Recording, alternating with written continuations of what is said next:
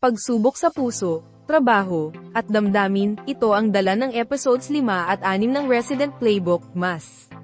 Lumalalim ang kwento sa pagitan ng mga OBGYN residents ng Jongno-yeol Medical Center. Sa isang company dinner, si Yong Go-yong ay nahulog sa maselang sitwasyon dahil sa kalasingan. Ang kanyang mga kilos ay naging aliw at sabay na alalahanin para sa kanyang mga kasama.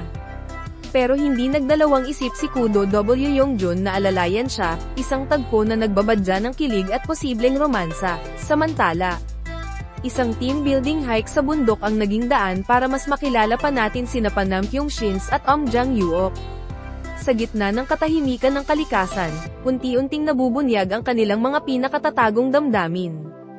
Isang malalim na pahinga mula sa tensyon ng ospital, na mas nagpatibay sa samahan ng grupo, humanda. Sa halong tawa, luha, at heartfelt moments. Huwag palampasin ang mga eksena, manood na ng Resident Playbook, episodes 5 at 6.